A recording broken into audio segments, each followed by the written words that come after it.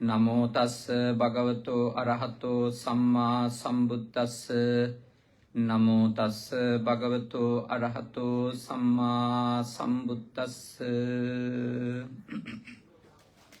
අතිපූජනීය මේ සේනාසනය සහ ෆුජි සේනාසනයේ ආධිපත්‍ය ඔබවන මීට පෙර මේ වටිනා ධර්ම සාකච්ඡාවක් ඔබ සමග භාෂා දෙකෙන්ම නේද ගොඩාක් මහන්සි වැඩක් සහ විශාල දක්ෂතාවයක් තියෙන්න ඕනේ ඒ දෙක කරන්න භාෂා දෙකෙන්ම ඔබ වෙනුවෙනුත් ජපන් බසින් මේ පින්කමට සම්බන්ධ වෙන හුඟක් දෙන පිරිස වෙනුවෙනුත් සිද්ධ කරපු අපේ සහෝදර අතිපූජනීය සුදම්ම සායනහන්සේගෙනුත් ඒ වගේම ජපානයේ අගචිත්ත සායනහන්සේ ලොකු සායනහන්සේ කෙනෙක් අපි සියලු දෙනා වහන්සේටම වඩා මහාන උපසම්පදාවෙන් වැඩිහිටි සායනහන්සේ කෙනෙක් ලංකාවේ අවුරුදු ගාණක් භාවනා කරලා තියෙනවා.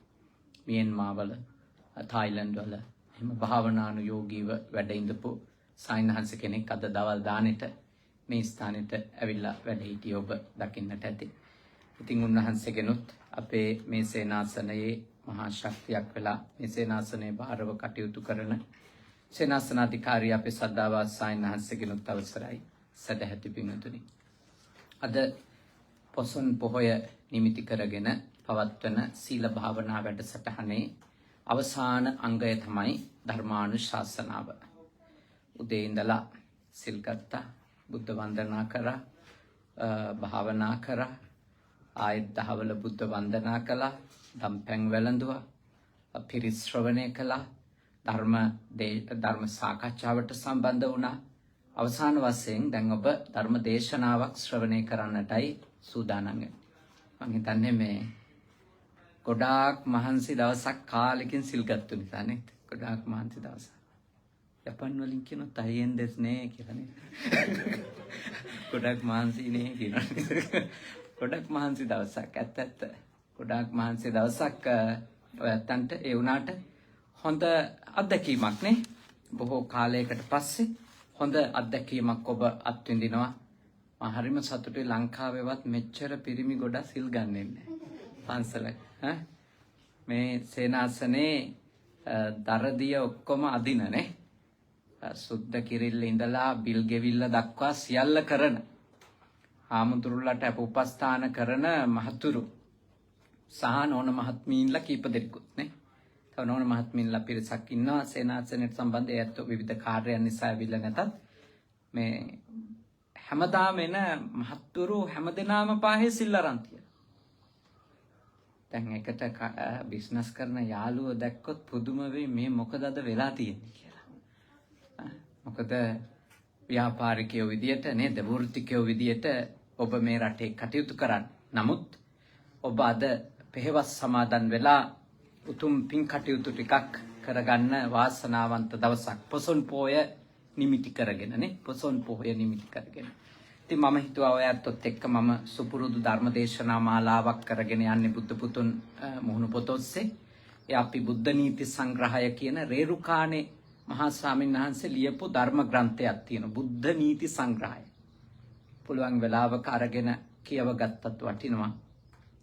ඒ ග්‍රන්ථය ඇසුරු කරගෙන මොකද මිනිස්සු පොත් කියවන්න කම්මැලි නිසා මම මේ ධර්ම ග්‍රන්ථයේ තිබෙන ධර්ම මාතෘකා එක එක මේ පහුගිය මාස දෙකක් තිස්සෙම තෝරලා දුන්න ධර්ම දේශනා මම හිතන්නේ 30 ගණක් කරලා තියෙනවා මේ ධර්ම පුස්තකය ඇසුරු කරගෙන.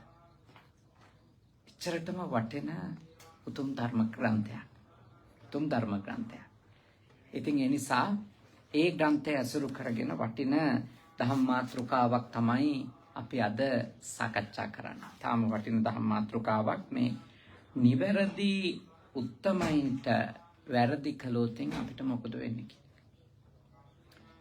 නිවැරදි අය කියන අය පැවිද්දෝ අතර ඉන්නත් පුළුවන්, ගිහියෝ අතර ඉන්නත් පුළුවන්. දැන් මෙතන ඉන්න කෙනෙක් සෝතාපන්න ආදී මාර්ගඵලයකටපත් වෙලාද කියන එක අපි කාටවත් නිශ්චිතව කියන්න බෑ. මූණු බලලා, කන විදිය බලලා, ඇඳුම බලලා, ඇවිදින විදිය බලලා. එහෙම අපි කාටවත් කියන්න බෑ මෙහා මාර්ගඵලලාභියෙක් හෝ මාර්ගඵලලාභියෙක් නෙමෙයි කියලා. එවැනි දෙයක් කියන්ට නම් අන්සිත් දැනගැනීමේ නුවණ තියෙන උත්තමයෙක්ම එන්න ඕන. එහින්දා අපිට ගණන් හදාගන්න බෑ. අපි ළඟින් දිගු කලක් ඇසුරු කරලා නැත්තම්. ළඟින් දිගු කලක් කෙනෙක් ඇසුරු කරලා නැතිනම් අපිට ගණන් හදන්න බෑ. ගණන් හදන්න අයිතියකුත් නැහැ. මෙයා නිවැරදි කෙනෙක්ද මෙයා වැරදි කෙනෙක්ද කියලා. ගොඩක් වෙලාවට අපි සමහර අය වරපතල වරදකරුවෝ ලෙස හඳුන්වන්නේ, සමහර අය අතිශයින්ම නිවැරදි මහ උතුම් අය ලෙස හඳුන්වන්නේ. ඇත්තටම කිව්වොත් එක දවසක්වත් ඇසුරු කරලා නෙමෙයි Facebook එකේ දැක්කේ වයින් නේ, YouTube එකේ දැක්කේ වයින් අතන මෙතන කතා කරනවා ඇහිච්චා. එක දවසක්වත් ඔය ඇසුරු කරලා තියෙද කියලා අහුවොත් නෑ කියලා තමයි කියන්නේ. එහෙනම් කොහොමද මේ කතා කියන්නේ කියලා අහුවොත් ඇහුණා කියන්නේ. මේ 2021 ඉන්න ඒ වගේ තඩි මෝඩයෝ. දැන් 1918 වගේ හිටියා කිව්වොත් ඒක හිතාදාගතයි. ඒ જાතියේ මෝඩයෝ 2021 ඉන්නවා. يعني ඉච්චරටවත් කොමන් සෙන්ස් දියුණු වෙලා නැහැ. මහා මේ ප්‍රඥෝ මහා නුවණැත්ත වෙන්න ඕනේ නැහැ. මේ සාමාන්‍ය දැනුම අතන මෙතන තියෙන මේ කුණු ගොඩවල් දිහා බලලා මිනිස්සුන්ට චරිත සාහිතික ලියන්න. හොඳයි හෝ නරකයි කියලා. ජීවිතේට එක දවසක්වත් ඇසුරු කරපු නැති අය ගැන ඔල්රෙඩි හොඳයි කිය පැය ගණන් කතා කරනවා. අන්තිම නරකයි කිය පැය ගණන් චරිත සාහිතික ලිය. එක දවසක් ඇසුරු කළා නැහැ. පැය 24ක් එක දිගට. බුදුරජාණන් වහන්සේ දේශනා කළා තියෙන්නේ කෙනෙක්ගේ සීලය ගැන වගේ දේවල් ගැන නිගමන දෙනවා නම් දිගු කලක් එකම තැන ඉඳන් සිහි කල්පනාවෙන් එය ඇසුරු කරන්න කියලා. දිගු කලක් එකම තැන වාසය කරමින් සිහි කල්පනා පූර්ණ සතිමත් බවකින් යුක්තව තමයි ආශ්‍රය කරන්න ඕනේ. සිහිය නැතුව ආසාවෙන් උමුතු වෙලා හිටියත් ඇත්ත මනුස්සයා තේරෙන්නේ නැහැ. තරහෙන් උමුතු වෙලා හිටියත් ඇත්ත මනුස්සයා තේරෙන්නේ නැහැ කවුද කියලා. ඔය සමහර අය ඒකනේ කියන්නේ කසාද බැඳලා අවුරුදු 20ක් 25ක් ගියාට පස්සේනේ දැන් තමයි මිනිහාගේ තරම තේරුනේ මං අහුණා කියලා. මේ එහෙම අවුරුදු 20කට 30කට පස්සේ කියන කට්ටියත් ඉන්නවනේ නේද? එහෙම කට්ටිය කියන්නේ එච්චර කාලයක් එයා වසඟ වෙලා ඉන්නවා. එයාගේ වසඟය ඇතුලේ එයාට ඇත්ත මනුස්සයා පේන්නේ නැහැ. හැබැයි ඇත්ත මනුස්සයා එයත් එක්ක මුල් දවස් ඉඳලා තියෙනවා. එයා දාලා කෙනා ඉඳලා තියෙනවා. හැබැයි අර වසඟය ඉවර වෙනකොට තමයි අනිත් පැත්ත පේන්නේ. එච්චර නැතුව කාගේවත් අනිත් පැත්ත කියන්නේ දෙපැත්තක් නැති අය නෑනේ. මගේ ඔබේ රහත් නොවිච්ච අපි කාගේ දෙපැත්තක් තියෙනවා. මොකද හොඳයි නරකයි කළුයි සුදුයි නේ. මේ දෙකම අපි ගාව තියෙනවා.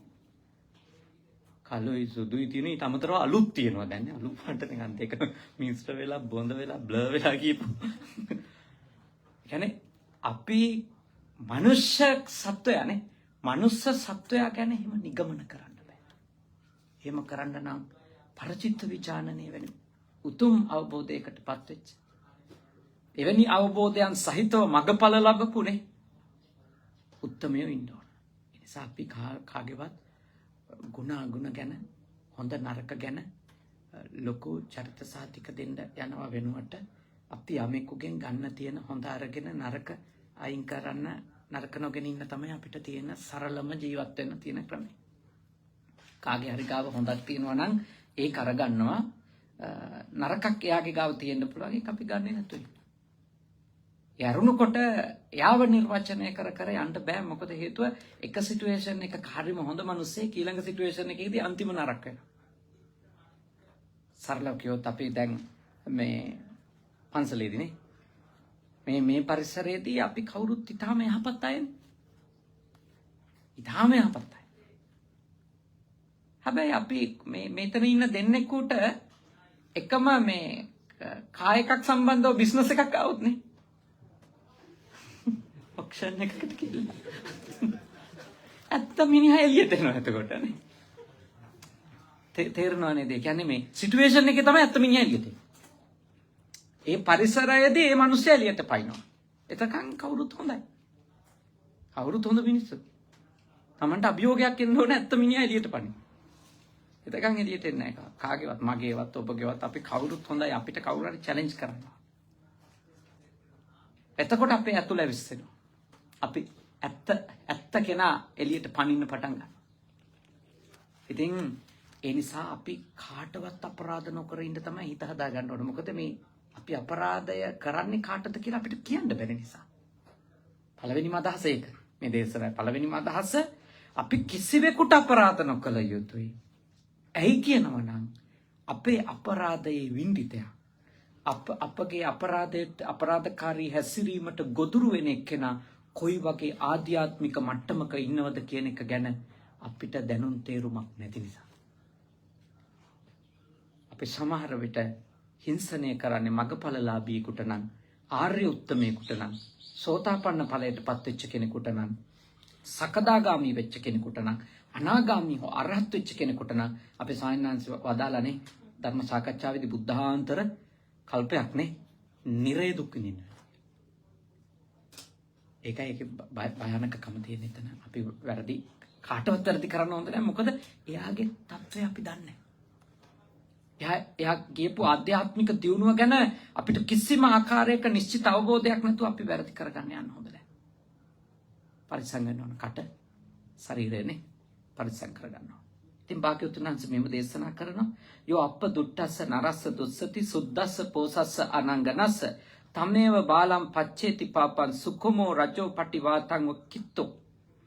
හරිම වටින දෙයක්. අනුන්ට නපුරුකම් නොකරන්නා වූ, පිරිසිදු පැවතුම් නැත්තා වූ, කෙලස් නැත්තා වූ තැනැත්තහට යමෙක් නපුරුකම් කෙරේද ඒ පාපය උඩු සුළඟට ගැසූ සියුම් දූවිල්ලක් මෙන් ඒ බාලයා කරාමා පසු පැමිණෙන්නේ.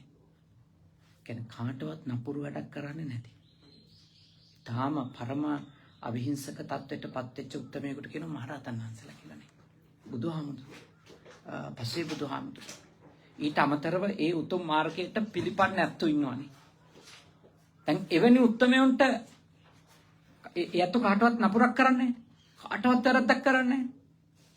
එවැනි උත්තමයෙකුට අපරාධයක් කරොතින් කවුරු හරි අනුවනේ කේම අපරාධයක් කරොතින් ඒකේ ප්‍රතිවිපාකය, එයා කරන ලද කර්මයේ විපාකය එයාට එන්න පටන් ගන්නවා. මොන වගේද? අහසට අපි විසික් කරොත් එහෙම දූවිලි ටිකක් උඩට දැම්මා. ඒ දූවිලි ටික හුලඟට අහුවෙලා ආයෙත් අපි කරාමනේ. අපි කරාමයි. ඒ වගේ තමයි අහිංසක කෙනෙකුට වැරද්දක් කළා. ඒක රහතන් වහන්සේටම විතරක් කියලා හිතන්න එපා. ඔබට හෝ අනෙකෙකුට හෝ වැරද්දක් නොකර ජීවත් වෙන අහිංසකයි ඉන්න. කාටවත් එක්ක රණ්ඩු වෙන්නේ නැහැ. කාටවත් ඊර්ෂ්‍යා කරන්න යන්නේ නැහැ. Taman රස්සාවක් කරගෙන නේ. Tamanගේ ළමයි ලපටි එක්ක Tamanගේ අතොරක් හදාගෙන ඉන්නවා. කාත් එක්කවත් ගැටෙන්න, රණ්ඩු කරන්න, බනින්න, නිඳා අපහාස කරන්න යන්නේ නැහැ. Tamanගේ වැඩ. හැබැයි මේ වගේ හැටත් කරදර කරන අය ඉන්නවනේ. ඕන තරම්. අන්න ඒගොල්ලෝ හරි පරිස්සම් වෙන්න ඕන. හරිම පරිස්සම් වෙන්න ඕන. මොකද හේතුව බුදුහාඳුරු දේශනා කරනවා එවැනි අයට එවැනි අපරාධයක් කරොතින් එහෙම කවුරු හරි කෙනෙක් නේ අපරාධයක් කළොතින් එහෙම භාග්‍යවතුන් වහන්සේ දේශනා කරනවා ඒක උඩු හුලඟට දැම්ම දෙයක් වගේ, අහසට විසි කරපු දෙයක් වගේ අපිටම ආපිට එන්න පටන් ගන්නවා. අපිට වෙනවා. කියන්නේ කරන්න කලින් හිතන්න ඕන. පණින්ට පෙර සිතා බලනු කියන්නේ මොකක්ද? හැබැයි හිතලා බලන්න මේව දැනගෙන ඉන්න එපා. මෙච්චර බරපතලකමක් තියෙනවා කියලානේ. දන්නේ නැති අය කොහොම හිතන්නදනේ? ඒක මතක් වෙන්නේ හරි මේව දැනගෙන හිටියොත් නේ. ඒකනේ ධර්මය අහන්න කිව්වේ. ධර්මය අහන්න කිව්වේ ඒකයි. ධර්මය අහුවොත් තමයි අපි දැනගන්නේ. ධර්ම සාකච්ඡාවකට එකතු වුණොත් තමයි අපි දැනගන්නේ මේක හොඳයි, මේක නරකයි. මේක යුතු වැඩක්, මේක අයුතු වැඩක්. මේක අකුසලයක්, මේක කුසලයක්. එතකොට ඒ අවබෝධය අපිට එන්න නම් අපි අහන්න ඕන. දහම් පොතපත කියන්න ඕන. ඒවා හොඳට මෙනෙහි කරන්න ඕන අහන දේවල්. අන්න එතකොට අපිට අවබෝධ වෙන්න පටන් ගන්නවා මේක හොඳ නැහැ. මේක කරොත් මට මෙනවා කියලා. එතකොට ආපරිසම. මේවා එලිපිට කරත් රහසින් කරත් එක මේකයි මේක සමහර වෙලාවට මිනිස්සු අහිංසකයට හිංසා හානි පීඩා කරන්නේ මූණට නෙමෙයිනේ. මූණට හොඳට hina වෙලා ලස්සනට කතා කරලා කෑමකුත් දීලා තමයි සමහරට ගුලියක් අඹරන්නේ නේ. යථාර්ථ මිනිස්සුන්ගේ හැටි එම. එනවා මිනිස්සුන්ගේ හැටි නේද? හොඳට කතා කරලානේ ලස්සනට hina වෙලානේ. ලොකු ගිනි ගෙඩි දෙනවා. ඒගොල්ලෝ පරිස්සම් වෙන්න ඕනේ. මොකද හේතුව ඒගොල්ලෝ හිතුවට ඒගොල්ලෝ බේරුණා කියලා. ඇත්ත. එයා තමයි ඒක කරේ කියලා මැරෙනකම්ම එලිදරව් වෙන එකකුත් නැහැ. සමහර පෙස්සන් ගහපු අය, සමහර එක එක්කෙනාට හානි කරපු අය, ඒගොල්ලෝ මැරෙනකම්ම එලිදරව් වෙන්නේ නැහැ මෙයා තමයි මේක කළේ කියලා. ඒත් මතක තියාගන්න. කර්මයට ඔය වැහිල්ල කරන්න පුළුවන් කමක් හිත දන්නවනේ. චේතනාව දන්නවනේ නේ. චේතනාවනේ කර්මය. චේතනාහම් භික්ඛවේ කම්මං වදාමි. තමන් දන්නවනේ තමන් මොකද්ද කරේ කියලා. තමන් දන්නවනේ තමන් කොහොමද මේක සැලසුම් කරේ. ඒකනේ. ඒ ඉඳගත් බීජයට අදාළ ඵලය තමන්ට එනවා. ඒව නෙලන්න වෙනවා අනිවාර්යයි ඒක. ඒක හින්දා ගොඩාක් අපි පරිස්සම් වෙන්න ඕන. අපි හිතුවට නෑ මං අහු නොවෙන්න කරා නම් ප්‍රශ්න ඉවරයිනේ කියලා නෑ. එහෙම අහු නොවෙන්නේ පුද්ගලයන්ට වෙන්න පුළුවන්. කර්මයට කර්ම විපාකයට ඕවා එකක්වත් අදාළ නෑ. රහස් නෑ. ඒකනේ වලකිනකොට වලකින දෙයින් රහසින්වත් නොකරින්ද කියලා කිව්වා. ඒ කියන්නේ නොකර ඉන්න එක රහසින්වත් කරන්න එපා කියලා තමයි බුදුරජාණන් වහන්සේ දේශනා කළේ. නොකර ඉන්න. ඒ නොකර ඉන්න එක රහසින්වත් කරන්න එපා කිව්ව අන් කිසිවක් නිසා නෙමෙයි. රහසින් කරාට ඒකේ විපාකය කියන එක රහසක් නෙමෙයි. ක්‍රියාව රහසින් කරන්න පුළුවන් ප්‍රතිඵලය රහස් නෙමෙයි. ප්‍රතිඵලේ රහසක් නැහැ. ප්‍රතිඵලය එනකොට ඒ තමන් රහසින් කරපු ක්‍රියාවේ ප්‍රතිඵලය එලිපිට තමයි භුක්ති විඳින්නේ. ඒකයි මේ කාරණා ගැන අපි ගොඩක් වග වෙන්න ඕන කල්පනා කරන්න ඕන. ඊළඟට භාගතුන් වහන්සේ මේව දේශනා කරනවා. යෝ දණ්ඩේන අදණ්ඩේසු අප්ප දුට්ටේසු දුස්සති දසන්න මඤ්ඤතර මඤ්ඤ රජඨානං මඤ්ඤත රජඨානං කිප්පමේව නිගච්ඡති. එහි පෙන්වන අනුන්ට රිදවන්නා වූ අපරාධ නොකරන්නා වූ රහතුන්ට යමෙක් පීඩා කිරීම වශයෙන් අපරාධ කෙරේද හෙතෙම කරුණු 10කින් එකකට මෙලවදීම වහා පැමිණෙන්නේ.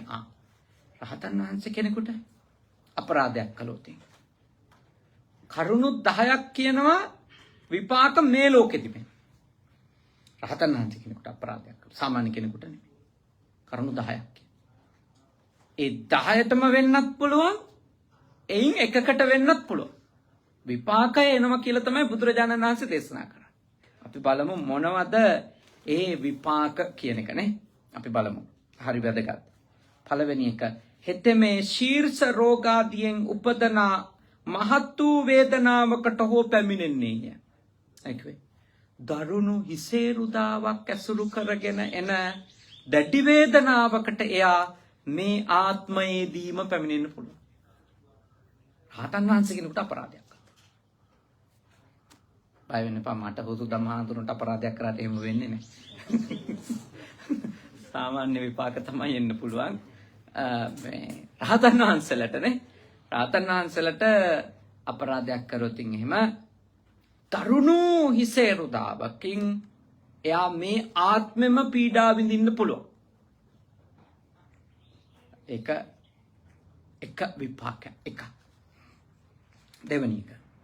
දෙවෙනි එක පෙන්නලා දෙනවා දුකසේ සපයාගත් වස්තු පිරිහීමකට හෝ පැමිණෙන්නේ. බොහෝම අමාරුයි. හම්බ කරපු ධනය, හදපු ගේ දොර, මිල මුදල් එක රැයින් ඉවර වෙලා යනවා.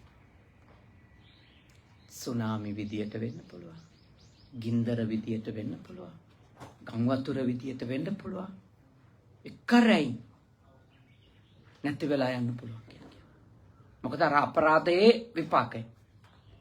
රහතන් වහන්සේ කෙනෙකුට කරන අපරාධයේ විපාකය. බුදුහාමුදුරු කෙනෙකුට කරන අපරාධයේ විපාකය. ඒ කියන්නේ කවදාවත් දඬු මුගුරු ගන්න නැති කෙනෙකුට දඬු මුගුරු ගත්තොත් වෙන්න පුළුවන් විපත ඒ වගේ බරපතලයි කියලා තමයි ධර්මයේ තියෙන්නේ. ඒකයි මේ ජීවිතේ අපි කාටවත් හිංසා කරන්න හොඳ නැත්තේ.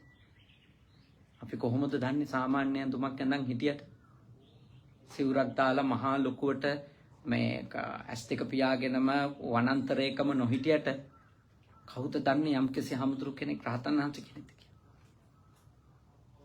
කොහොමද අපි කියන්නේ? නෑයි කියන්නේ. එහෙනම් ඉතින් අපි ඊට වැඩි දැනගන්න ඉන්නේ. දැන් ඔයත් අහලා තිබුණානේ එක සායනාන්ත කෙනෙක් නේද? ගැන මේ මොකක් හරි කරුණක් අපිට ඇත්තටම මොකක් කියන්න බෑ. කවුරු හරි සයින්හන්ස කෙනෙක් රහත් වෙලාද නැද්ද කියන එක ගැන අපි කොහොමද දන්නේ? අපි පිළිගන්නවද නැද්ද කියන එක වෙනම කතාවක් නේ. හැබැයි කාගේවත් රහත් නොරහත්කම ගැන අපිට නිගමන දෙන්න පුළුවන් කමක් නැහැ. කිසිම කෙනෙකුට බෑ. අපි කාටවත් ඒක කරන්න බෑ. ඒ හින්දා අපි කාටවත් අපරාධ කරන්න හොඳ නැහැ. මට ඒක තමයි අපිට කියලා දෙන්නේ. කිසිම කෙනෙකුට අපරාධ කරන්න බෑ.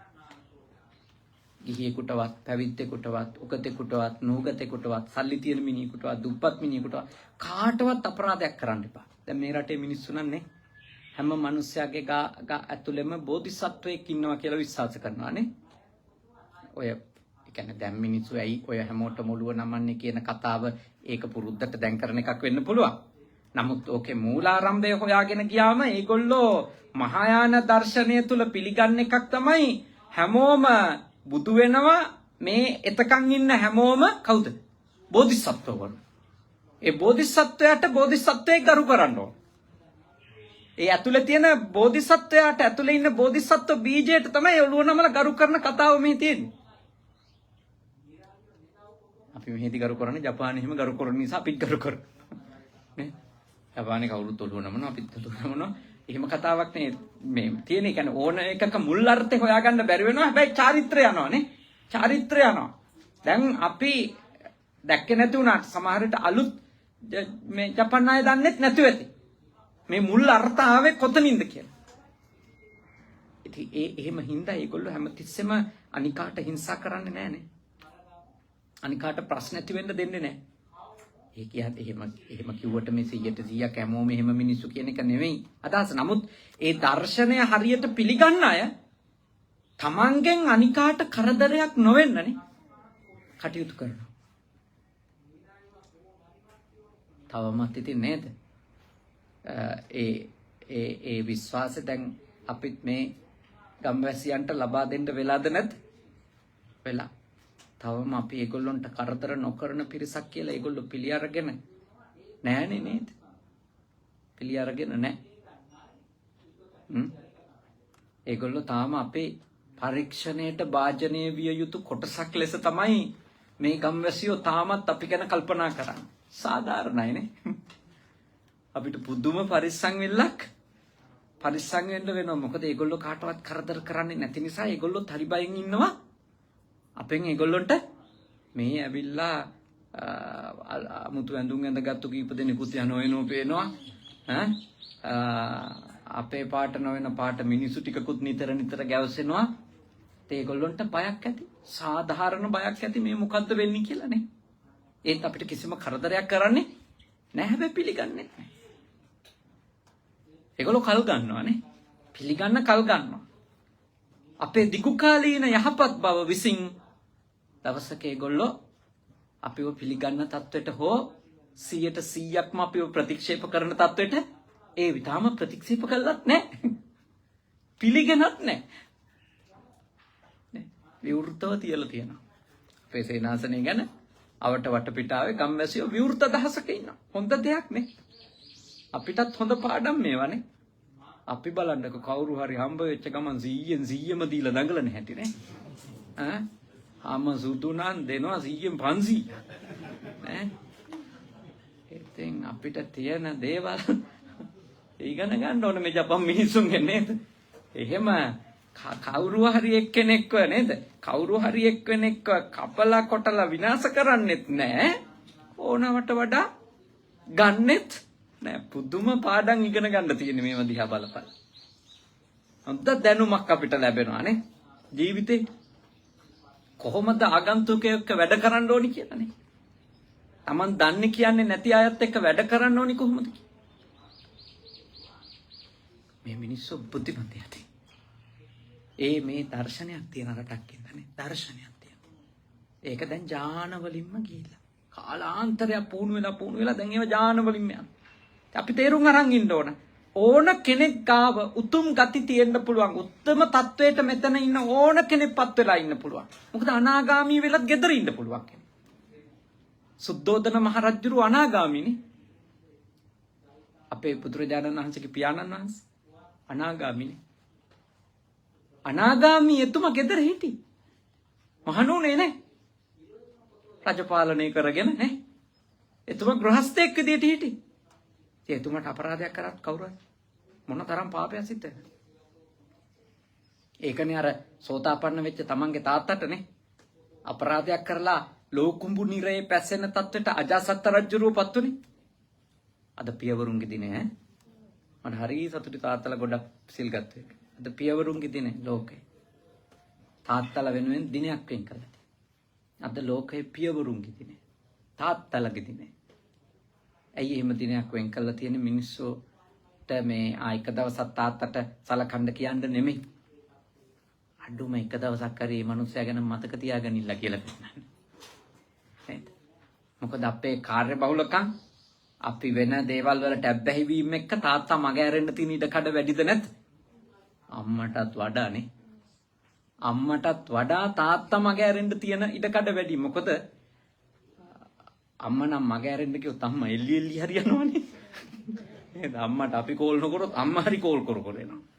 තාත්තා ඉතින් ඒකත් එහෙමද කියලා නේද? බලාගත්තු අතේ බලාගෙන ඉන්න කෙනෙක්නේ තාත්තා කියන්නේ. එහෙම ඔට්ටු වෙවි රණ්ඩු වෙවි අපේ පස්සෙන් පන්නන්නේ නැහනේ. මොකද මාව බලන්නේ නැත්තේ. මට කෝල් කරන්නේ නැත්තේ. කිය ඇවිදින්නෙත් නැහනේ. අද්ද නැතු වෙනවානේ. ඒ තාත්තා අමතක වෙන්න තියෙන ඉඩකඩ වැඩි අම්මටත් වඩා. තාත්තා මග ඇරෙන්න තියෙන ඉඩකඩ වැඩි. ඒ හින්දා තමයි එහෙම ලෝකෙ දින දාලා තියෙන්නේ. ඒවට ඕන නම් ඉතින් අර අපි බටහිරට විරුද්ධ හින්දා නේද? ඕවා බටහිර ඒවා සුද්ධෝන්ගේ අදහස් කියා කියන්න පුළුවන්. හැබැයි එහෙම කයිවාරු ගහන කට්ටිය තමයි තාත්තා ගිහිල්ලා අනාථ මඩමට දාලා තියෙන්නේ. අපි එක දවසද සලකන්නේ කියලා කයිවාරු ගැහුවට නේ. එක දවසක් සලකන්නේ නෙමෙයි සුද්ධොත් කියලා තියෙන්නේ. එයා අමතක වෙන්න දෙන්න එපා. එයා මග ඇරෙන්න දෙන්න එපා. අම්මා මග ඇරෙන්න දෙන්න එපා. තාත්තා මග ඇරෙන්න දෙන්න එපා. ඒගොල්ලෝ අපි වෙනුවෙන් ජීවිතේ දීපු අයනේ. සුද්ධෝදන රජුරුව වෙනුවෙන් තථාගතයන් වහන්සේ කොච්චර උපස්ථාන කළාදනේ. අනාගාමී වෙනකම් බණ කියලා දීපු එක. අපේ බුදුහාඳුරු තමන්ගේ තාත්තට සලකපු ඉතින් අනාගාමී වෙනකම් ධර්මයේ කියලා දුන්නා. එතුමා මනුස්සාත්මික උපදින්නේ නැහනේ. බ්‍රහ්ම ලෝකෙක උපදින්නේ. එහි වැඩ ඉන්නේ රහතන් වහන්සේ කෙනෙක් විදිහට පිරිනුවම් පාන. තාත්තට කරන්න පුළුවන් උපරිම සංග්‍රහය කළා. ඒ විතරකුත් නෙමෙයි. මියයන්ට කලින් ඇවිල්ලා බුදුරජාණන් වහන්සේ හිසට අත තියාගෙන සරියුත් මුගලන් දෙනම වහන්සේ මේ අත් දෙකට අත තියාගෙන අල්ලගෙන මුළු ඇඟටම අත තියාගෙන ඒ වේදනාවන් දුර වේවා කියලා සත්‍යක්‍රියා කළා කියනවා. ශ්‍රාවකයොත් එක්ක ඇවිල්ලා තමන්ගේ තාත්තට. ඒ හින්දා ගිහියා තුලත් ඉන්න පුළුවන් මගපලලාභී. පැවිද්දා තුලත් ඉන්න පුළුවන් කාටවත් අපරාධ කරන්න. කාටවත් වැරදි කරන්න. ජීවිතේම මං කාටවත් වැරදි කරන්නේ නැහැ වගේ මාතෘකා හදාගන්න එපා. එතකොට දිග වැඩිනේ. නේද? උදේට නැගිට්ටන් අතර නිදා ගන්නකම් කියලා හිතා ගන්නකො. එහෙමද නේද? මම නම් ජීවිතේට කාටවත් වැරදි කරන්නේ නැහැ. කවුද දන්නේ හෙට වෙන්නේ? එච්චර මේ මහන්සි වෙන්න යන්න එපා. අද උදේ නැගිට්ටම ඇඳෙන් බහිනකොට අදිස්ථානයක් කරන්න. අද කාටවත් අපරාධයක් කරන්නේ නැහැ. කයෙන්වත්, වචනෙන්වත්, හිතෙන්වත් කාටවත් අපරාධයක් කරන්නේ නැහැ. රැයට නිදා ගන්න යනකොට ඒ පින අනුමෝදන් වෙලා නිදා ගන්න බැරියනේ. සන්තෝෂෙන් අනේ අද දවස් හොඳට හිටියානේ. කේලමක් කිව්වේ නැහැ, ගිනි ගෙඩියක් දුන්නේ නැහැ, බැන්නේ නැහැ, ගැහුවේ නැහැ, හිංසා කරේ නැහැ, පීඩා කරේ නැහැ. පුළුවන් විදිහට මං අද මේ උදව් කරා. කොච්චර සන්තෝෂෙන් දවස නිමා කරන්න පුළුවන්ද? ඒ විදිහට හිතන්න. මොකද අපේ හිංසනයට ලක් වෙන කවුරුවක්වත් කැමති නෑ. කවුරුවක්වත් කැමති නෑ. අපි කරනකොට වචන වලින් හිංසා කරනකොට කෑකෝ ගහගෙන දඟලගෙන නටාගෙන අපි හිතන්නේ ඒවා සාමාන්‍ය දේවල් කියලා. සාමාන්‍ය නෑ. ඒවා සාමාන්‍ය නෑ. මොකද විපාක සාමාන්‍ය නෑ. ඒවා මේ හැමෝම කරන ඒවා වෙන්න පුළුවන්. හැමෝම කරා කියලා විපාකයේ අඩුවීමක් ධර්මයේ කියලා නෑ. ඉන්න පරිස්සම්ය. ගොඩ පරිස්සම්ය. ගේ ඇතුළෙම ඉන්න කෙනාටවත් නේ, බිරිඳටවත්, සැමියාටවත්, දරුවෙකුටවත්, අම්මා තාත්තටවත්, අසල්වැසියෙකුටවත් කාටවත් එකට වැඩ කරන කෙනාටවත් අපරාධයක් කරන්න. රහතන් වහන්සේ නමකට ඒ කියන්නේ මහරහත් භාවයට පත්වෙච්ච කෙනෙකුට කරොත් නම් අර වගේ දරුණු දුක් එනවා. ඊළඟට අත්පා ආදී බිඳුමකට හෝ පැමිණෙන්නේ. අපරාධ කරොතින් එයාට මේ ආත්මෙම වෙන්න පුළුවන් විපාකයක් තමයි අතපය ආදී දේ කැඩෙන්න පුළුවන්. පය ආදී දේ කැඩෙන්න. දැන් සමහර අය සමහරුන්ට අපරාධ Tamanට අපරාධ වුණාට පස්සේ දාප කරනෝනේ නේද? මට මේ කරපුවට අත් දෙක කැඩෙන්න ඕනේ කී කකුල් දෙක කැඩෙන්න ඕනේ කී. ඉතින් කැඩෙන්නේ නැති වුණාම සමහරු හිතනවා මෙයාට කර්මඵල දෙන්නේ නැද්ද කියලා. ඒ රහතන් වහන්සේ කෙනෙක් නෙවෙයි ඉතින්. ඒ කියන්නේ රහතන් වහන්සේ කෙනෙක් නම් කවදාකවත් එහෙම සාප කරන්නේත් නෑ. නමුත් එයාට ඒ කරපු අපරාධෙට එයා ඇත්තටම නිවැරදිව ඉඳිද්දි හෝ වැරදිව ඉඳිද්දි හෝ එයාට අපරාධයක් නම් කළේ අනිකා එයාට විපාකේ. හැබැයි එයාට ඕන තරම් වේගෙට එන්නේ නෑ. දැන් මේ අපිට තියෙන ප්‍රශ්නයක් තමයි අපිට පුළුවන් තරම් හිමිහිට කර්ම විපාක එන්න ඕන අපිට කරදර කරපු උන්ට ඉක්මනට එන්න ඕන. එහෙමනේ තියෙන්නේ නේද? කියන්නේ අපිට පුළුවන් තරම් හිමින් ඒව අහෝසි වෙනවා නම් තවත් හොඳයි. හැබැයි අපිට කරදර කරපු අයට එන කර්ම විපාක ගැන මොකක්ද අදහස? කෝ තාම නෑ. තාම නෑ. මේ වැජබෙනවනේ. අපිටමනේ කරදර. මෙච්චර පන්සල් ගිහිල්ලත්. මම ඔබට සිහි කරනවා ඔබටයි මටයි ඕන වේගට කර්ම විපාක එන්නේ නෑ නේ. අද දානෙට මේ කිරිමි දෙව්වලුනේ ලංකාවේ විදියට නේද? කවුද? ඔබතුමියලා. හොඳයි. ඉතින් කිරි ටික දාපු ගමන් මිදුණාද? හට්ටියට දාපු ගමන් දඩි පිටි ගාලා මිදුණාද? නෑනේ. එතකොට කිරි මිදෙන්නත් වෙලාවක් යනවනේ. ඊට අදාළ අර මුහුන් කියලා જાතියක් තියෙන මුහු කරන જાතියක් නේ. ඒක මිදෙන්න ඒවා එකතු වෙලා යදාළ ප්‍රමාණයට ඒක පැහිලා කැළතිලා නේද? එහෙම එන්න ඕනේ ඒක හරියට සැකසෙන්න. කිරි දවපු ගමන් මිදෙන්නේ නෑ වගේ තමයි කර්මත් කරපු ගමන් අපිට ඕන වේගෙට විපාකෙන්නේ. සජ්ජු කීරංග මුචිති කිව්වේ ඒක. කිරි මිදෙන තරම් ඉක්මනටවත් කිරි නම් ටිකක් හරි ඉක්මනට මිදෙනවා කියමුකෝ. ඒ තරම් ඉක්මනට කර්ම විපාකෙන්නේ නෑ බලාපොරොත්තු වුණාට. එහෙම එන්නේ රහතන් වහන්සේලාට බුදුරජාණන් වහන්සේලාට පසේ බුදුහාමුදුරුවරුන්ට කරපු අපරාධ. සාමාන්‍ය ඉතින් අපරාධකාරයින්ටම අපරාධ කරාට එච්චර ඉක්මනට එන්නේ නෑ. තේරුණානේ නේද? අපරාධකාරයින්ට අපරාධ කරත් විපාක එනවා. හැබැයි එච්චර ඉක්මනට එන්නේ නෑ. මොකද අපි නික්ලේසි නෑනේ නේ. අපරාධකාරී චෛතසික තාමත් අපි ගාව තියෙද නැද්ද? ද්වේෂය තියෙනුනේ. අපරාධකාරී චෛතසික ඕන අපරාධයක් කරන්න පුළුවන් ඒක තියෙනකන්. තණ්හාව තියෙනකන් නේ. මෝහය තියෙනකන්. තාම ක්‍රියාවට නම් වල නැති වුණාට බීජ ටික තියෙනවා. පැලේ එන්න පුළුවන් ඕන වෙලාවක. ඕනි වෙලාවක එළියට. ඒ ඉන්න හරි පරිසං. හරි පරිසං වෙනවා. අත්පා කැඩෙන්න පුළුවන් කියලා තමයි ධර්මයේ කියන්නේ. මහරහතන් වහන්සේලාට යමක් කරොත්. රහත් භාවයට පත් වෙච්ච උත්තමීන්ට වැරද්දක් අපරාධයක් කරදරයක් කරොත් එහෙම වෙන්න පුළුවන් කියලා දේශනාවේ සඳහන් කරනවා. ඊළඟ කාරණේ ලාදුරු ආදී නපුරු රෝගයකට හෝ පැමිණෙන්නේ. ඒ කියන්නේ දරුණු වසංගත තියෙන. දැන් මේ තියෙන වසංගත නේද? ඒ වගේ දරුණු වසංගතයකට වුණත් මීට වඩා භයානකයි ලාදුරු වගේ රෝගයක් නේ. ඇඟිලි එහෙම හැලෙනවනේ. ඇඟිලි එහෙම හැලෙනවා. අර සමහර වෙලාවට මේ රහතන් වහන්සේලා පින්නපාතේ ගියාම ලාදුරු රෝගියෝ දානෙ බෙදුවම ඇඟිල්ල දානෙකට පාත්‍රයට හැලිලා තිබිලා ඒත් ඒ මිනිස්සයා ගැන කරුණාවෙන් වළඳපු වෙලාවල් ගැන ධර්මයේ තියෙනවනේ. ඒක අපි පිළිකුල් කරන්න පුළුවන් අපිට හිතන කොටත් වමනට එන්න පුළුවන් නේ. හැබැයි මහා කරුණාවක් තියෙන කෙනෙක් එයාට පින් සිද්ධ වෙන්න කියලා ඒක පැත්තකින් තියලා වළඳපු අවස්ථා ගැන අපේ බණ පොතේ තියෙනවා. එහෙම උත්තමියෝ ඉඳලා තියෙන ලෝකෙ. ඉතින් ඒ වගේ භයානක රෝගවලට ගොදුරු වෙන්න පුළුවන් කියලා කියනවා. ඊළඟ පස්වෙනි විපාකය කියනවා උමතු බවට පැමිණෙන. පිසු හැදෙන්න පුළුවන්. උමතු වෙන්න පුළුවන් රහත් උත්තමයෙකුට අපරාධ කරොත්. දරුණු විපාක පහක් ඉගෙන ගන්න. තව තියෙනවා. ඊළඟට පෙන්නනවා හෙතෙමේ තනතුරෙන් පහ කරනු ලැබීම් ආදී රජුන්ගෙන් වන උවදුරකට හෝ පැමිණෙන්නේ. එයා ඒ කරපු අපරාධයට ප්‍රතිවිපාකයක් විදියට එයා ඉඳපු තනතුර එයාට නැත්තටම නැති වෙලා යන්න පුළුවන්. නැති වෙලා යන්න පුළුවන්. මොකද සමහර කෙනෙකුට රස්සාව නැති වුණොත් ඔක්කොම නැති වුණා වගේ තමයිනේ. තමන් ඉඳපු තනතුර නැති වුණා කියන්නේ එයාගේ ජීවිතේ පැවැත්ම ඔක්කොම තියෙන එතන. එතකොට ඒකෙන් පහ කළා දැම්මොත් නිකන් ඉල්ලාසුනා වගේ නෙවෙයි පන්නලා දැම්මොත් එතකොට එවැනි භයානක විපත් එන්න පුළුවන් කියලා තමයි ධර්මයේ කියන්නේ රහතන් වහන්සේලට අපරාධ කළා. ඒ කියන්නේ අහිංසක කමේ උපරිමයට ගියපු අයටනේ. කාටවත් වචනකින්වත් සිතුවිල්ලකින්වත් හිංසා කරන්නේ නැති අයට අපරාධ කළොත්. ඒක ගැන ඔබ කල්පනා කරන්න.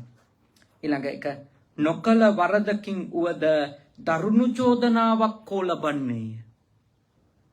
තුහාමුදුරුන්ටත් ආවේ. එක භවයක රහතන් වහන්සේ කෙනෙකුට වචනින් අපරාධයක් කරන්නේ. බෝධිසත්ව කාලේ. බෝධිසත්ව කාලේ කියන්නේ සිද්ධාර්ථ කුමාරයා කාලේ නෙමෙයි සංසාරේ භව ගානකට කලින් වචනින් අපරාධයක් කරලා තිනේ. මොකද රහතන් වහන්සේ කෙනෙකුට ඒ බෝධිසත්වයෝ නිගමනයක් දීලා තියෙනවා මෙයා කාමභෝගී කියලා. රහතන් වහන්සේ කෙනෙක්. ඒකේ විපාකය මොකක්ද උනේ? චින්චමාන විකාව විදියට ආවා.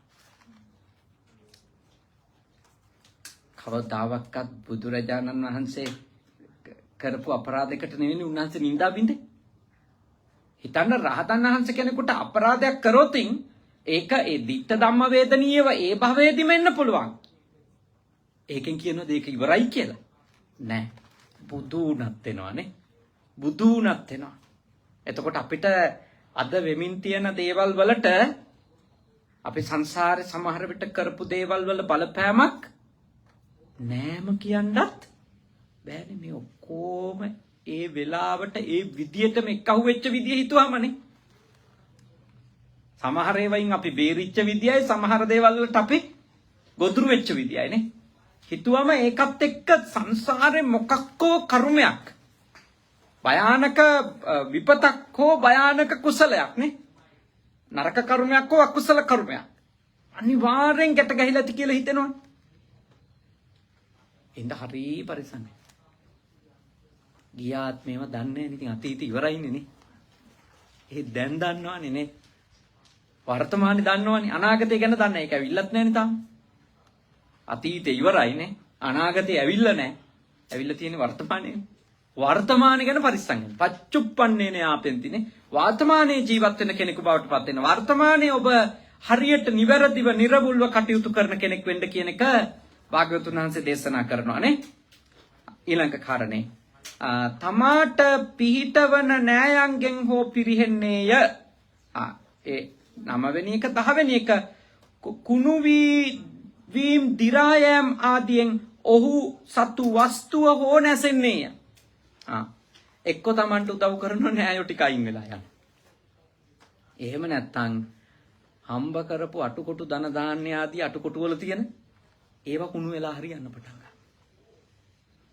එතකොට හිතන්නේ අපි ගොඩනගන ශක්තිය කොච්චර භයානක එකක් වෙන්න ඕනද රහතන් වහන්සේ කෙනෙකුට අපරාධයක් කිරීමෙන්නේ. ඒක ඒ කියන්නේ අපි හම්බ කරපු දේවල් පවා නැති වෙලා යන්න බලපාන තත්ත්වෙට. ඒ කියන්නේ ඕකමනේ සීලයෙන් ගුණයෙන් උතුම් අයට දම්පැන් දුන්නම ආනිසංස වැඩි වෙන්නත් හේතුව. ඒ කියන්නේ අර අභ්‍යන්තරය පිරිසිදු තරමට ආනිසංස වැඩි. අභ්‍යන්තරය පිරිසිදු කෙනාට අපරාධ කරන තරමට විපාකේ වැඩි. දැන් අර ඔයත් අහලා තිබුණේ සායනාන්තකින් ප්‍රශ්නේ සායනාන්තයකට උත්තරයක් දුන්නා. දුප්පත් අයට දුගී මගී අයට දෙන දාණයට වඩා හාමුදුරුලට දෙන දාණය නැත්නම් සිල්වත් කෙනෙකුට දෙන දාණය උසස් වෙන්නේ ඇයි කියලා. ඒකට උත්තරය හම්බ වෙනවා සාමාන්‍ය කෙනෙකුට අපරාධ කරාම ලැබෙන බරපතල විපාක වලට වඩා මේ ඇයි සාමාන්‍ය කෙනෙකුට කරාම විපාක අඩු කියන එක තේරුම් ගත්තමනේ. ඇයි ආනන්තරීය පාප කර්ම ලෙස කොටසක් පෙන්නලා තියෙන්නේ. ඒගොල්ලෝ එච්චරට උතුම් හින්දා. ඒ පිරිස එච්චරට උතුම්. බුදුහාමුදුරුවෝ මහරහතන් වහන්සේ නේද? ඊළඟට අම්මා තාත්තා සංඝ ભેදයනේ. දැන් ඒ උත්තමයින්ට උතුම් ගුණ ඇති අයට අපරාධයක් කළොත් විපාක වැඩි. එතකොට අනිත් පැත්තත් මොකද?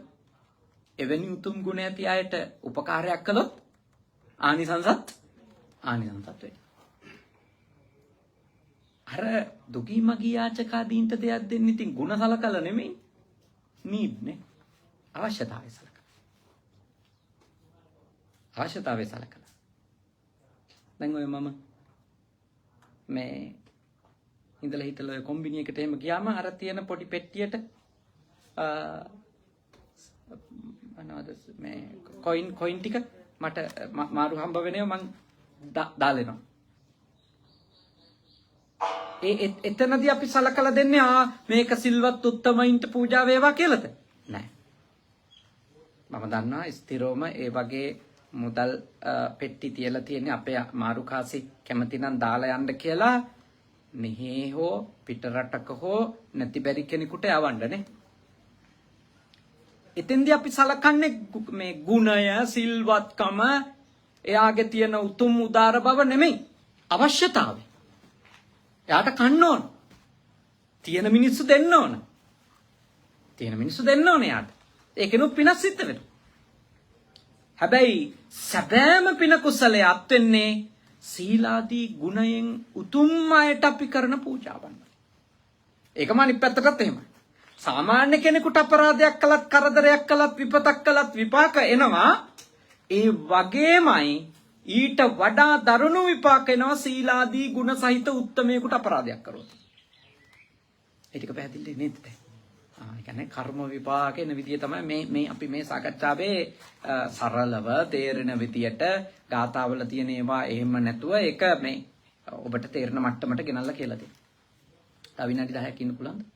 ප්‍රශ්නයක් නැහැ. මහන්සි නැත්තම් මට තව විනාඩි 10ක් ඔබට කතා කරන්න පුළුවන්. හරි. ඊළඟට භාග්‍යවතුන් වහන්සේ දේශනා කරනවා මේ විදියට අත්තචස්ස අගාරාණී අග්ගී දහති පාවකෝ කායස්ස බේදා දුප්පඤ්ඤෝ නිරයන්සෝ උපපජ්ජති. ඔහුගේ ගෙවල් හෝ ගින්නෙන් දැවෙන්නේය. නුවණ නැත්තා වූ හෙත මේ මරණයන් මතු නරකයේ උපදින්නේය. ගයක් හරි ගිනි ගන්න පුළුවන් මේ ලෝකෙදී. අන්තිම වශයෙන් කියනවා මොකද්ද? මරණයෙන් පස්සේ අනිවාර්යයෙන්ම නිරය උපදිනවා. දැන් අජාසත් රජුරුන්ට උනේ ඒකනේ. අජාසත් රජුරු ගැන මම මීට කලිනුත් කිව්වේ දැන්. කියන්නේ එතුමන්ට උනේ එතුමා උත්තමයෙකුට අපරාධයක් කළා. තමන්ගේ තාත්තා සෝතාපන්න. අපරාධයක් කළා. කකුල් වල ලුණු දාලානේ පාලලා හිංසා කරලා මරලම දැම්මනේ රජකම ගන්න අංසාවට. ඊට පස්සේ ඒක ගිහින් තියෙන පරම්පරා 7ක් ඉන්දියාවේ. ඔය තාත්තා මරලා රජ වෙන එක බිම්බිසාර රජුරුව මරලා අජාසත් රජුරුව රජ වෙනවා. අජාසත් රජුරුව මරලා එයාගේ පුතා රජ වෙනවා. එයාගේ පුතා මරලා එයාගේ පුතා රජ වෙනවා. ඔහොම මේ රජවරු 7 දෙනෙක් ඉන්දියාවේ රජ පරම්පරාව ගිහිල්ලා තියෙනවා. තාත්තා මරලා පුතා රජ වෙන එක. ඒ කියන්නේ මේ වගේවා ඒ අපරාධයට ඇබ්බැහි වුණාම ඒක ක්‍රමේ වෙනවනේ. අපිට ඉතින් ගොඩාක් එහෙම තමයි වෙලා තියෙන්නේ. මේ ගොඩාක් එහෙම තමයි කොයියා මල්ලා මල්ලි රජ වෙනවා මල්ලි මරලා අයියා රජ වෙනවා. ඒ වගේව තමයි අපෙත් ඔය මේක අපි ඉතින් උදම් මැනුවට නේද? ඉතින් එහෙම ගොඩාක් ඒවා වෙලා තිනවා අපෙත්.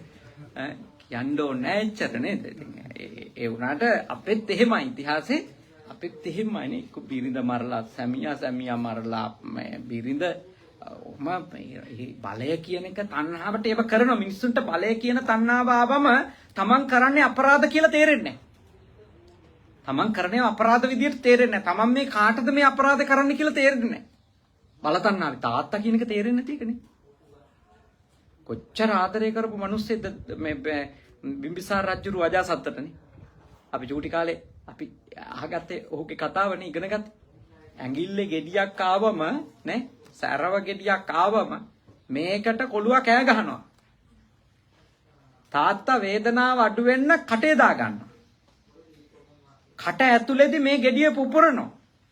බිම්බිසාර රජුරුවෝ පොඩි එකාට රිදෙයි කියලා ඒ කෙල ටික දාන්නවත් ඒ සැරව ටික එළියට දාන්නවත් ඇඟිල්ල කටින් එළියට ගන්නෑ. තාත්තා ඒ තමයි තාත්තා. ඒක ගිලලා ඒ පිළිකුල් සහගත දේ කියලා ළමයා සුවපත් කරන. ඒ ළමයා තමයි තාත්තා මරන්නේ. එයාට බුදුහාමුදුරුව පස්සේ මුණ ගැහෙනවා. මුණ ගැහෙනවා. ධර්මය අහනවා. නමුත් අවාසනාවකට එයාට උතුම් මගපලලාභියෙක් වෙන්න ලැබුණේ නෑ. හේතුව තාත්තා මරලා ඉඳපු. එයානේ ආසන්න පළවෙනිම භවයේ අපායේ අනේක අනිවාර්යයි. නිරයේ උපදින එක අනිවාර්යයි. අම්මා තාත්තා මරුවා. මහරහතන් වහන්සේ කෙනෙක් මරුවා. ඒ වගේ භයානක විපත් තිබෙනවා අවිහිංසක අයට කරදර කරා. ඒ නිසා ගොඩාක් ඔබ බොහොම බුද්ධිමත්ව ප්‍රඥාවන්තව දවස ගත කරගන්න. දවස ගත කර. ඇත්තටම තවත් කෙටි කරලා මම කියනවා මේ මොහොත ගෙවන්න කියලානේ. වග වෙන්න තියෙන්නේ ඇත්තටම මේ මොහොත ගැන විතරනේ නේ. ඊළඟ මොහොතේ අපි ඕන කෙනෙක් මැරලා වැටෙන්න පුළුවන්. මේ මොහොත බොහොම වගකීමෙන් බොහොම කල්පනාවෙන් සිහිනුවණින් ගත කරොතින් අපිට වෙන්න පුළුවන් හානි ගොඩාක් වළක්වා ගැනීමේ හැකියාව අපිට තවම ඉතුරු වෙලා තියෙනවා. මොකද මිනිස්සුනේ අපිට හිතන්න පුළුවන් නේ. අපිට හිතන්න පුළුවන්. ඒ ගැන ඔබ කල්පනා කරන්න කියලා මම ඔබට මෙත් සිතින් යුක්තව යෝජනා කරනවා. ඊළඟට තව ලස්සන ගාථා ධර්මයක් තියෙනවා. භාග්‍යවතුන් වහන්සේ දේශනා කරනවා මාප්ප මඤ්ඤේත පාපස්ස නමන්තං ආගමිස්සති උද බින්දු නිපාතේන උද කුම්භෝපි පූරති බාලෝ පාපස්ස තෝක තෝකම් පියාචිනං. දැන් අපිට හිතෙනවනේ කරපොත්තුන්ට නම් බෝම්බයක් ගැහුවට කමන්නේ පොඩි එවුන්නේ. කරපොත්තුන්ට බෝම්බයක් ගැහුවට කමන්නේ පොඩි එවුන්. මදුරුව මරුවට කමන්නේ පොඩි එවුන්. අන්නේ ප්‍රශ්නෙටත් උත්තරය තමයි දීලා තියෙන්නේ. භාග්‍යවතුන් වහන්සේ දේශනා කරනවා මා කළ පාපය සුළුය. එය විපාක දීම් වශයෙන් මා කරා නොවන්නේ යයි නොසිතව. ඒ කියන්නේ කරපු පව පොඩිය ඒවා එන එකක් නෑයි කියලා හිතන්න එපයි කියලා බුදුහාමුදුරුවෝ දේශනා කරනවා. නොසිතව. එහෙම හිතන්න එපාලු. මොකද දිය බින්දු වැටීමෙන්ද වතුර කලය පිරෙන්නේ. උද බින්දු නිපාතේන උද කුම්භෝපි පූරති. නිකම් මේක පරීක්ෂණයට බුදුහාරු කියපුවක ඇත්තද කියලා බලා ගන්න ඕන නම් අපිට පුළුවන් ටැප් එකේ නේද විනාඩියට එක වතුර බින්දුවක් එන විදියට ටැප් එක ඇඩ්ජස්ට් කරලා කලයක් තියලා තියන්නකො. සමහර විට පැය 24ක් යන්න කලින් කලේ පිරෙනවා.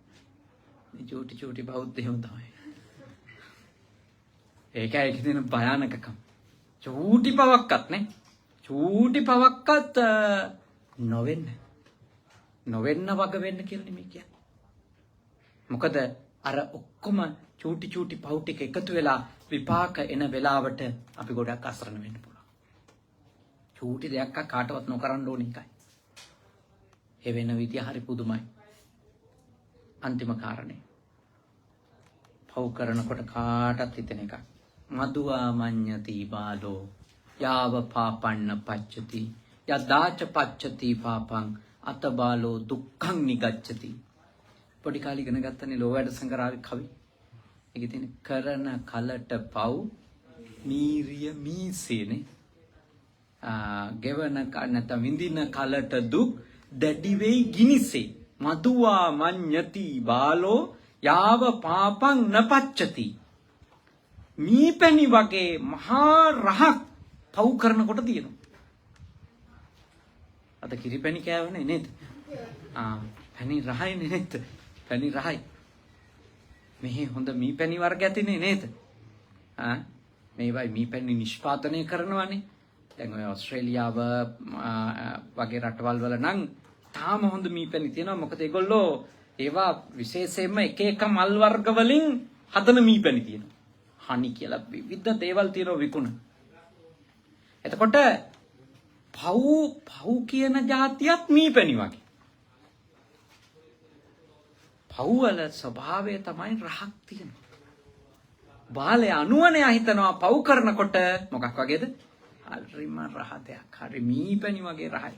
පව් ටික රහයි මිනිස්සුන්ට.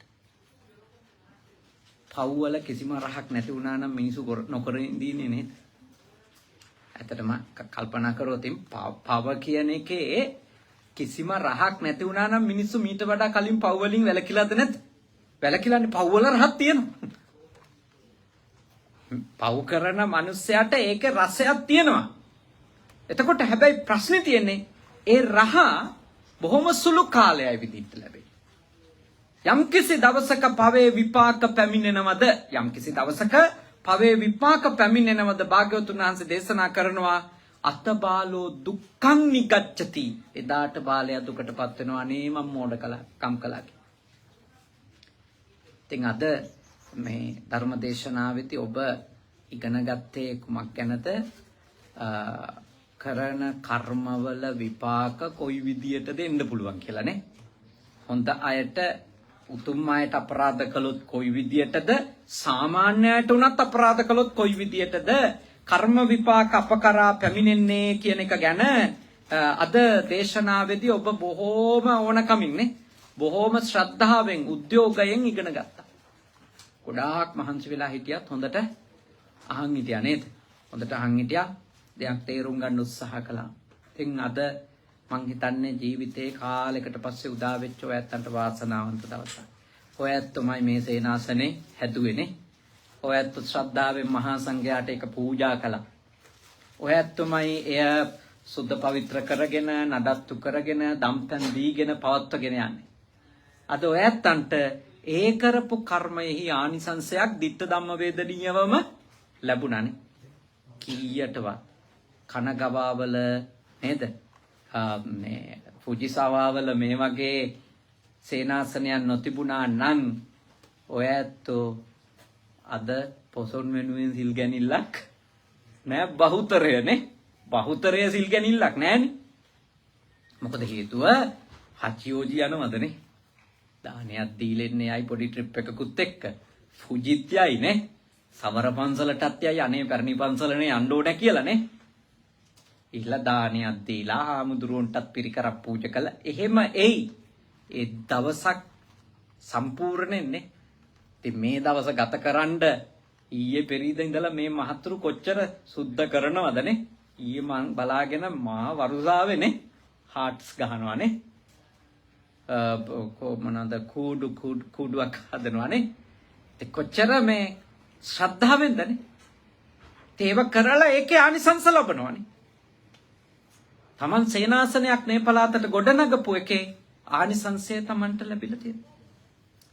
ඒකයි ඔබ කරපු උතුම් පින්කම මහ වටින්නේ නේ. ඉතින් ශ්‍රද්ධාවෙන් හොඳට අද බණ ඇහුවා, සිල් සමාදන් වුණා. අපි දෙවියන්ට පින් දෙන්න කලින් සියලු දෙනාම පාහේ ඔහොමම ඉඳගෙන নমස්කාරය කියන්න, සිල් පවාරණයට පන්සිල් සමාදන් වෙන්න. নমස්කාරය කියන්න.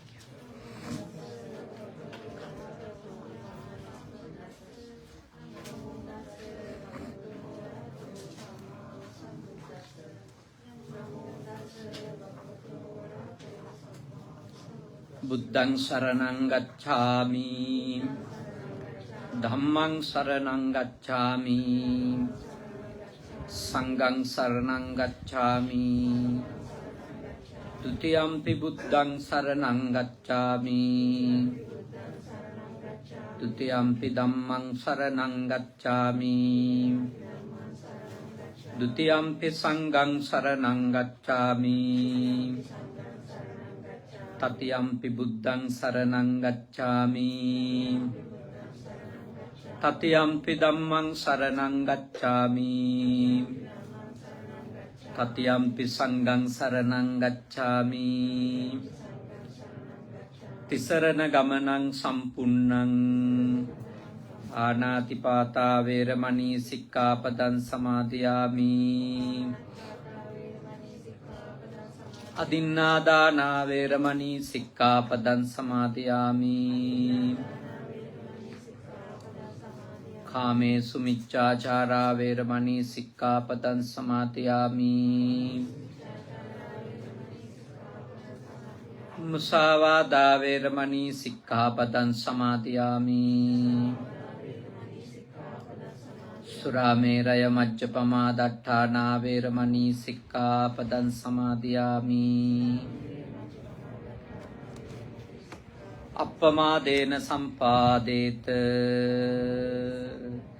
හොඳයි අපි රැස් කරගත්ත සියලුම පින් කුසල් අද උදෑසන ශ්‍රද්ධාවෙන් යුක්තව අෂ්ටාංග උපෝසත සීලය සමාදන් වෙලා භාග්‍යවතුන් වහන්සේට උදෑසන බුද්ධ පූජාව සිද්ධ කරලා වන්දනා කරලා ඒ වගේම උතුම් වූ භාවනාමය කුසල් භාවනා වැඩි දියුණු කරගෙන මෙත් සිත් දියුණු කරලා උතුම් කුසල් රැස් කරගත්තා ඒ සියලුම කුසලානිසංස ධර්මයන් ඒ වගේම උතුම් මහා සංඝ රත්නයටත් භාග්‍යවතුන් වහන්සේටත් සිල් පිරිසටත් දම් පූජා කරලා පින් රැස් කරගත්තා ඒ කුසල ශක්තියත් පිරිස් සජ්ජායනාවට අහුම්කම් දීලා පිරිස් ශ්‍රවණය කරලා රැස් කරගත්ත සියලුම කුසල ශක්තියත් ධර්ම සාකච්ඡාවට අහුම්කම් දීලා සම්බන්ධ වෙලා රැස් කරගත්ත කුසල ශක්තියත් අපි අනුමෝදන් කරමු මේ උතුම් වූ පුණ්‍ය කර්මයට ශ්‍රමයෙන් දායක වෙච්ච ධනයෙන් දායක වෙච්ච කාලය කැප කරපු මේ ස්ථානෙට පැමිණීමෙන් දායක වෙච්ච ඔයත්කන්ට අපෝපස්ථාන කිරීමෙන් දායක වෙච්ච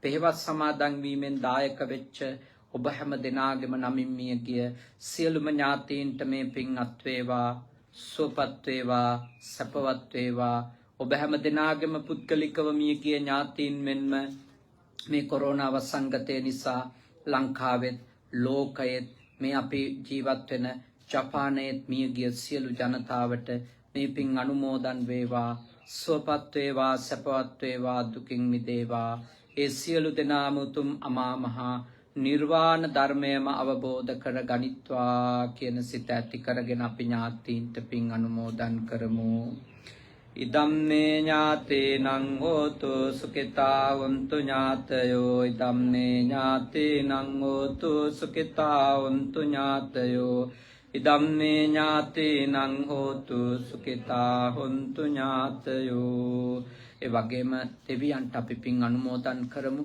දෙවියෝ මේ පින් අනුමෝදන් වෙත්වා දෙවියන්ගේ ආශිර්වාදය ආරක්ෂාව බැල්ම ශක්තිය විශේෂයෙන්ම ඔබට මේ වගේ උතුම් සේනාසනයක් ඇති කරගන්නට මහෝපකාරී වුණ මේ සේනාසනයේ වගකීම බාර ගන්නට කැමති වෙච්ච අපේ අතිපූජනීය සුදම්ම සායන් වහන්සේටත් සේනාසනාධිකාරී සද්ධාවාස ස්වාමීන් වහන්සේ ඇතුළු පූජනීය මහා සංඝ රත්නයටත් ඒ වගේම මේ සේනාසනය මිලදී ගැනීමේ ඉඳලා මේ මොහොත දක්වාම එය දියුණු කරන්නට පවත්වගෙන යන්නට සිව්පසයෙන්ම දායක වෙන සියලුම දායක කාරකාදීන්ටත් ඔබ හැම දිනාටම ඔබ හැම දිනාගෙම ලක්දිව ජීවත් වෙන මව් දෙමව්පියන් ඇතුළු සියලු ඥාති හිත මිත්‍රාදීන්ටත් ලංකාවාසීන්ටත් ලෝකවාසීන්ටත් මෙරටවාසීන්ටත් සියලු දෙවියන්ගේ ආශිර්වාද වේවා ඔබ හැම දිනාම මේ වසංගතයේදී කිසිදු කරදරයකට පීඩාවකට පත් නොවේවා නිදුක් බව නිරෝගී බව සුවපත් බව ඔබට ලබා ගන්නට දෙවියෝ උපකාර කරත්වා ආශිර්වාද කරත්වා උතුම් දෙවිවරුද මේ පින්බෙලෙන් නිවන් දකිත්වා සාදු සාදු සාදු ආකාසට්ටා ච බුම්මට්ටා දේවා නාග මහිත්‍තිකා පුඤ්ඤන්තං අනුමෝදිත්වා චිරං රක්ඛන්තු ශාසනං ආකාසට්ටා ච බුම්මට්ටා දේවා නාග මහිත්‍තිකා පුඤ්ඤන්තං අනුමෝදිත්වා චිරං රක්ඛන්තු දේශනං ආකාසට්ටා ච බුම්මට්ටා දේවා නාග මහිත්‍තිකා පුඤ්ඤන්තං අනුමෝදිත්වා චිරං රක්ඛන්තු මම් පරන්ති අවසාන වශයෙන් ඔබ අප හැම දෙනාට දෙවි දේවතාවුන්ට නියගිය සියලුම ඥාතීන්ට මේ පින් කුසල් බලයෙන් මේ භවයේ පුරාමත් සංසාරේ උපදින හැම භවයකමත් සත්පුරුෂ ඇසුර ලැබේවා කල්යාණ මිත්‍ර ඇසුර ලැබේවා සද්ධර්මයේ මැසේවා ධර්මානුධර්ම ප්‍රතිපත්ති පූර්ණේ කරගෙන ඉක්මන් භවයකදී නිවන් දකින්ට මේ පින් කුසල්ද පාරමී වේවා සාදු සාදු සාදු ඉමිනා පුඤ්ඤ කම්මේන මාමේ බාල සමාගමෝ සතං සමාගමෝ හෝතු යාව නිබ්බාන පත්තිය ඉදම්මේ පුඤ්ඤං ආසවක්ඛයා වහං හෝතු සබ්බ දුක්ඛා පමුංචතු අද දවස පුරාම සිත කය වචන යන තුන්දොරින් බුද්ධ රත්නයට ධර්ම රත්නයට සංඝ රත්නයට මාගෙන් වරදක් වී නම් කමා කරනාසේක්වා කියන සිතින් කමා කරමු කායේන වාචා චිත්තේන පමාදේන මයා කතං අච්චයං කමමේ බන්තේ බුරි පඤ්ඤ තථාගත කායේන වාචා චිත්තේන පමාදේන මයා කතං අච්චයං කමමේ ධම්ම සම්දිට්ඨික අකාලික කායේන වාචා චිත්තේන